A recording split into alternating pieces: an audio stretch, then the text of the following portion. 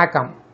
இந்த வீடியோவில் சற்று முன் மாத ஓய்வூதியம் ரூபாய் 10,000 60 வயது மூத்த குடிமக்களுக்கு குட் நியூஸ் சார்ந்து விவரங்களை பார்ப்போம். அடல் ஓய்வூதிய திட்டம் APY என்பது அமைப்பு சாரா துறையில் பணிபுரியக்கூடிய தொழிலாளர்கள், சிறு வியாபாரிகள், விவசாயிகள் மற்றும் சுயதொழில் செய்வோர் போன்றோருக்கு முதுமை காலத்தில் நிதி பாதுகாப்பை வழங்குவதற்காக 2015ஆம் ஆண்டு மே மாதத்தில் மத்திய அரசு அறிமுகம் செய்த ஒரு முக்கிய திட்டம்.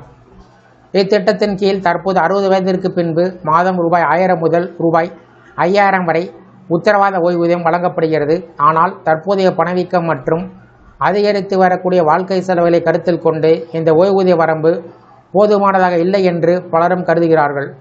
இதனுடைய பின்னணியில் இத்திட்டத்தின் அதிகபட்ச ஓய்வூதிய வரம்பை ரூபாய் 10,000ஆக உயர்த்த வேண்டும் என்று அரசு பரிசீலித்து வருவதாக தகவல்கள் வெளியாகியுள்ளன.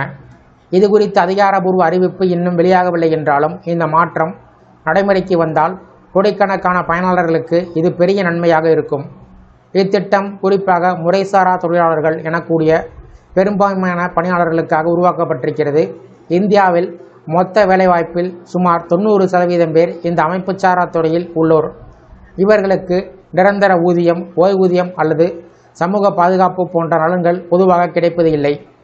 தெருவோர வியாபாரிகள், கட்டுமான தொழிலாளர்கள், வீட்டு வேலைக்காரர்கள், சிறு கடைக்காரர்கள் போன்ற பல்வேறு தொழில்களில் ஈடுபட்டிருக்கக்கூடிய இந்த மக்களுக்கு முதுமையில் வருமானம் இல்லாமல் போகும் அபாயம் அதிகம் உள்ளது. இந்த நிலையை சமாளிக்கவே APY திட்டம் முக்கிய கருவியாக செயல்படுகிறது.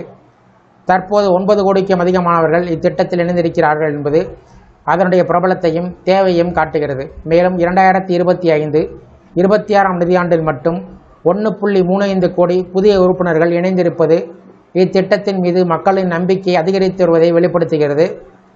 அரசு தற்போது பரிசீலித்து வரக்கூடிய முக்கிய மாற்றம் ஓய்வூதியத்தின் உச்சவரம்பை 5000 ரூபாயிலிருந்து 10,000 ரூபாயாக உயர்த்துவது சார்ந்தது.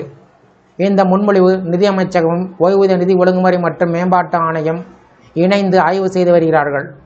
இந்த மாற்றம் அமலுக்கு வந்தால் அதிகரித்து வரக்கூடிய விலைவாசி சூழ்நிலையில் ஓய்வூதியர்களுக்கு சிறந்த நிதி ஆதரவாக இருக்கும். மேலும் புதிய உறுப்பினர்களை ஈர்க்கவும் ஏற்கனவே இணைந்திருப்பவர்கள் திட்டத்தில் தொடர்ந்து பங்களிப்பு செலுத்த ஊக்குவிப்பதையும் இது உதவும்.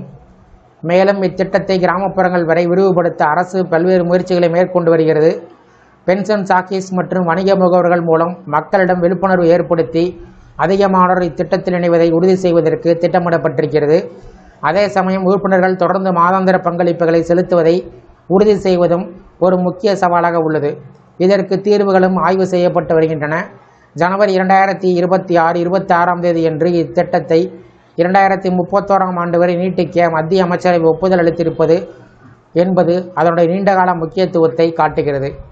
இந்த பென்ஷன் 2 மடங்கு உயர்வு சார்ந்து உங்களுடைய கருத்துக்களை கமெண்ட் செக்ஷனில் பதிவிடுங்க. இந்த வீடியோ பிடிச்சிருந்தா வீடியோக்கு ஒரு லைக் பண்ணுங்கள்.